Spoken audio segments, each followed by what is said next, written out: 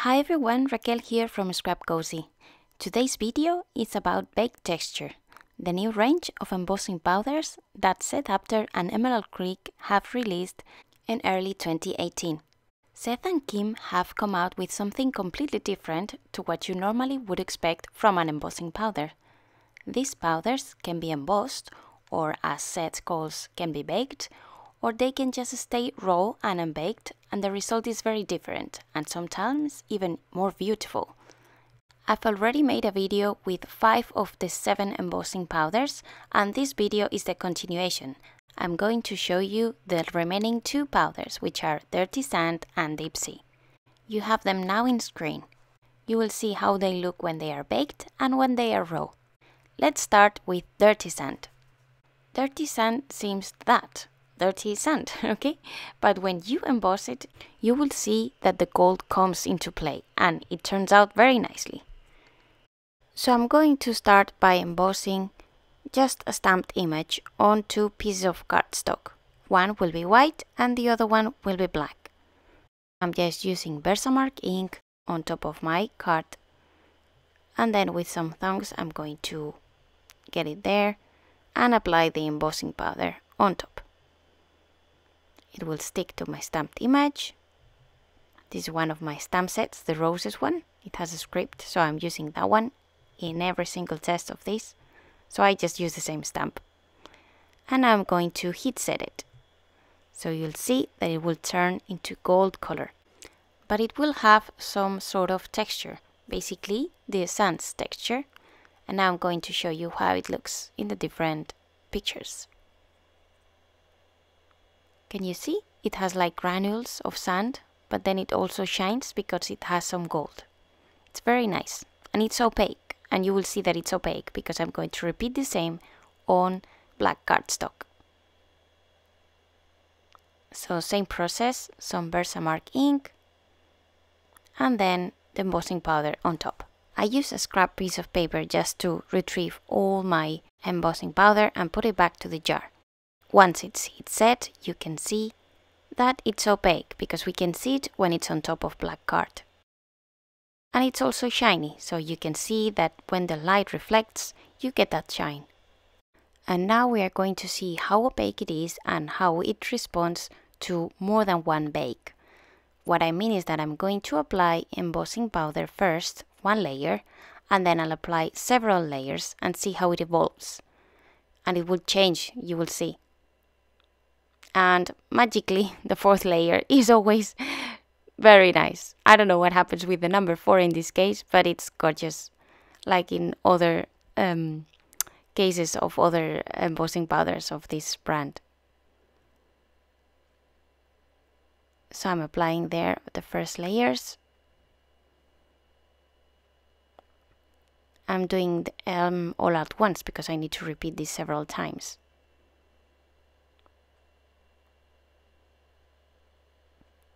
So you can see the design there, but then when you actually heat set it, then it kind of disappears because it's pretty opaque. And I thought that it was so opaque that it was not worth doing a 4th layer. So you will see that I remove one and leave it like, okay, for later.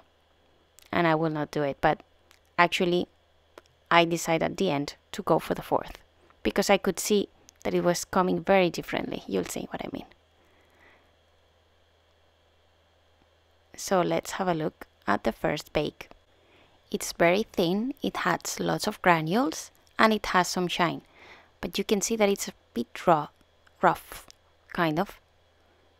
Yep. And see the thickness? Not very thick, basically. But yeah, lots of granules there, pending to be melted. So now let's go and repeat and do a second bake. So I'm doing that with 3 of the remaining ones. And now I'm swapping that one for a black one, so we can see what happens also when we do it in black. So that's the second layer on those 2 and the first layer on the black.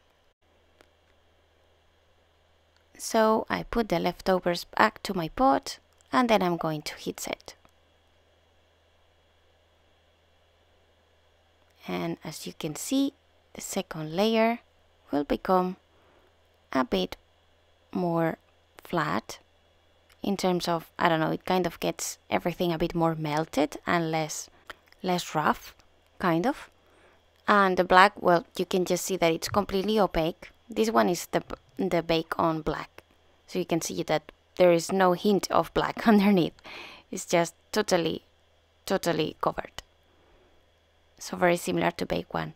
And bake 2, it's also very similar to bake 1, but still it's a bit more flat and more thick, so it kind of have more body. I don't know. Well, you will see now when we do bake 3 that those peculiarities become more apparent. Okay, so now we are going to do bake 3.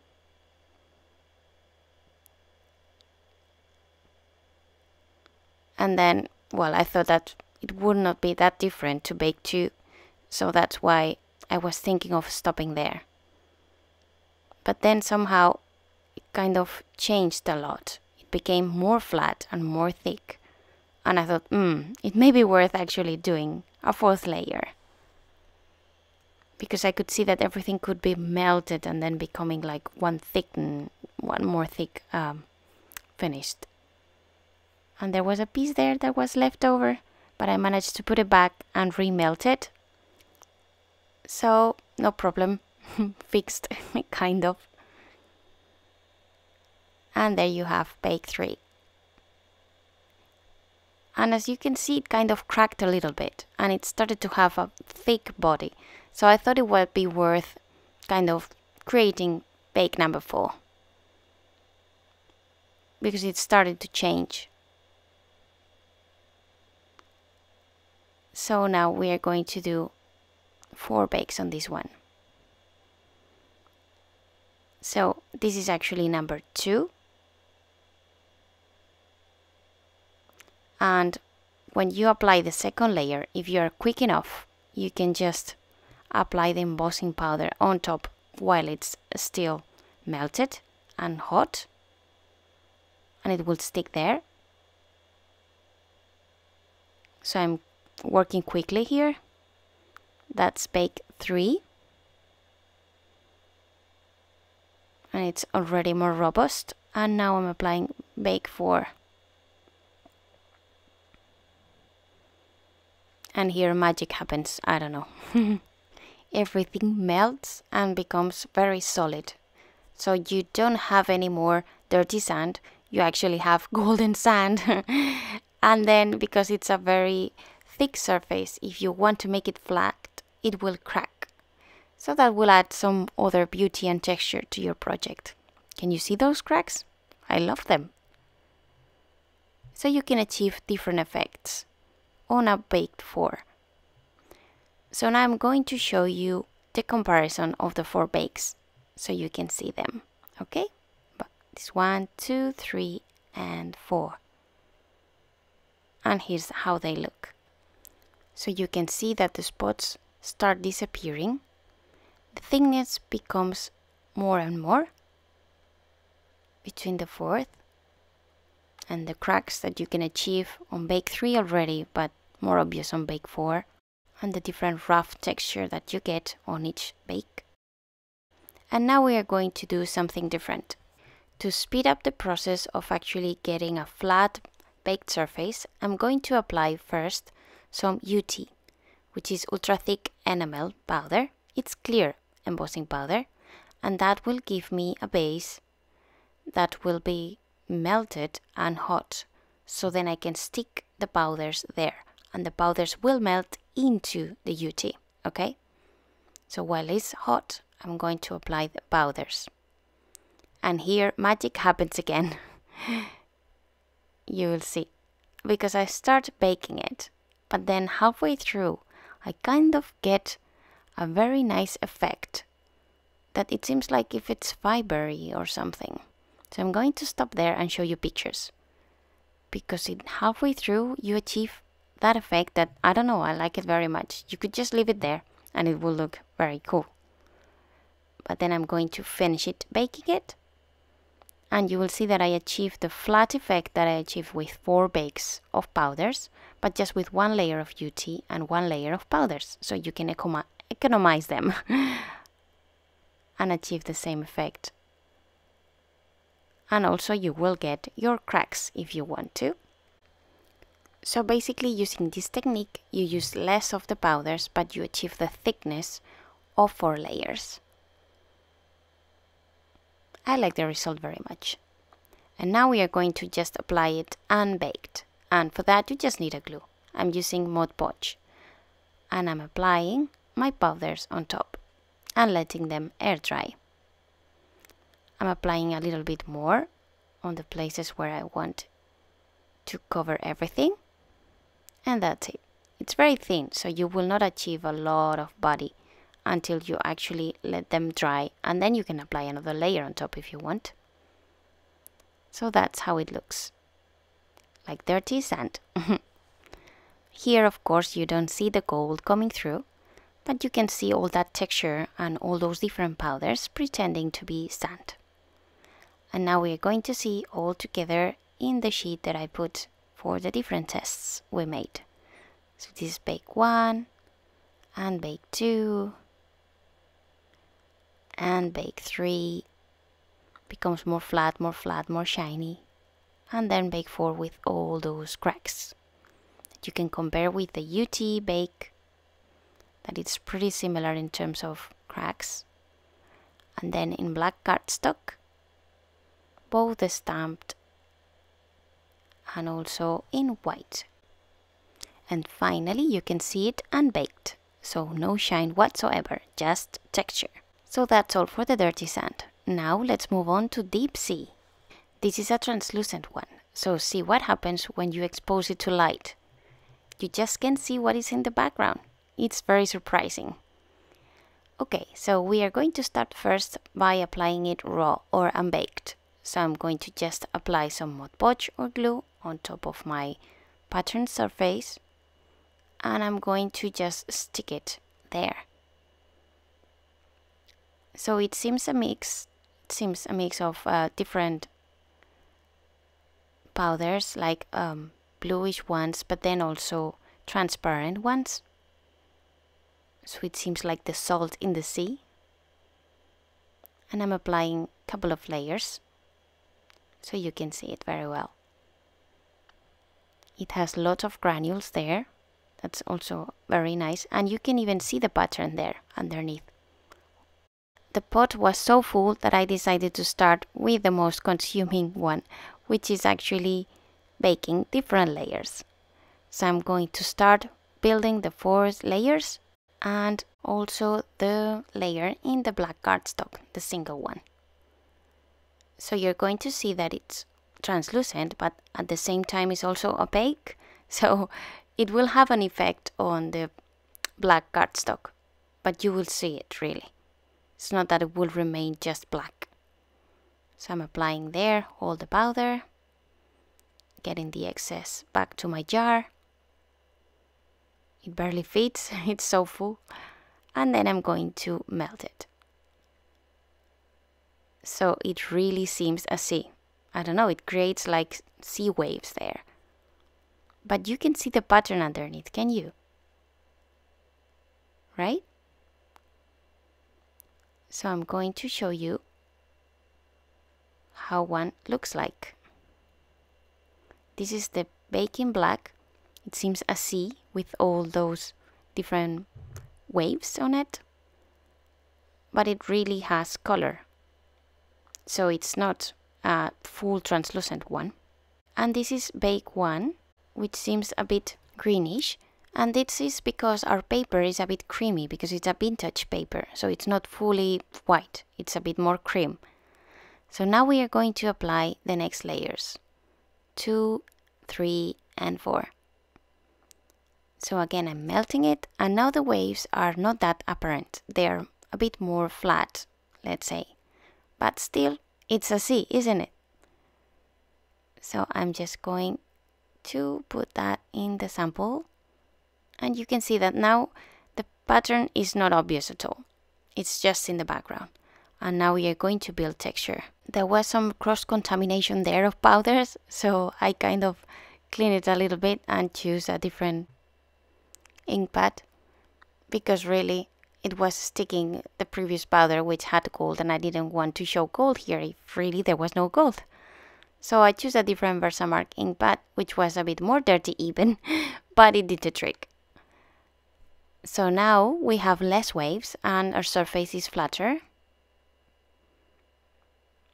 And it's very hot, so I need to be careful to not destroy it. And we have our sample 3. It seems fully opaque, but really, trust me, it's translucent. I'll show you at the end of the video. And look at the different texture that it has. The surface on top is not wavy, but it has some sort of different texture. And now I'm going to create sample 4. Again, some Versamark ink on top, and then my powder, and then let's melt it. And the surface becomes even flatter, and then it has, as I said, this sort of texture that you will see when the light hits it a little bit. And it's very thick, heavy body. Can you see that? And then it cracks as well, if you want. So here you can see the comparison between the 4th. Can you see that in Bake 1 we can see even the pattern underneath a little bit? And see how it becomes thicker and thicker with more bakes on it. And now let's see how the powders embossed when you stamp an image into different papers, white and black. So we start with the white. I'm just pulling it there using my tongs, and then it will melt, and obviously it becomes bluish. And it shines, and because again it becomes a bit greenish because the cardstock is kind of creamy, not a lot, but just slightly. And now we are going to do it in white, in the black one. Becomes very shiny, and you can see that it's blue with some hints of darker blue on it. But since it's very, very dark, then basically it seems a tone on tone. It's nice. And now I'm going to attach that piece of paper there, and I'm going to do the final test, which is about the UT. So I'm just applying some Versamark ink, and then I'm going to apply some UT, ultra thick enamel powder, and then I'm going to melt it. And I'm getting my powder ready because while it's hot I'm going to apply it on top. There you are. And I'm just melting it. So we have the thickness of 4 layers, but then we waste less powder, and you can see through even. So it's translucent, but it's very flat. So I'll show you how translucent it is. While I was trying to stick everything on my sample sheet, I realized that I could see through it if I put some light underneath. So that's what I did. I put my mobile phone, the torch, and you can see that the pattern is there. So I'm thinking we could use that to create, I don't know, some sort of tea light holder or something.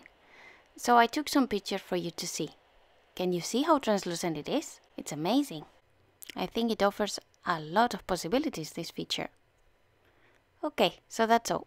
Now we're going to see the different results of the different tests. So you can see the different bakes, how translucent they are, and how different they are on the surface, the cracks that you can get, and the different waves. If you can compare Bake 4 and the UT, they are pretty similar, but one is more translucent. Then the Unbake, which seems sugar, but then with some sort of bluish there, or salt maybe. And then the different embossed ones. And in black, that although it's translucent, you can still see the blue on it. So that was all. I had lots of fun playing around with these powders. If you want to see more about these powders and you missed the first video, go and check it out, because these are only 2 of the beautiful 7 that Seth and Emerald Creek have come up with. I'll leave you a link to the video where you can see the other 5 powders, which are now on screen. Well, thank you very much for watching. I hope you had fun and that you like this kind of videos. If you really like me testing different products and see the possibilities that they have, please leave me a comment. Or if you prefer me to use them in a project, just tell me as well in the comments so I'll know what to do next in my next videos, okay? So nothing else for today. If you like it, please subscribe, give me a thumbs up, and I'll see you in the next one. Bye!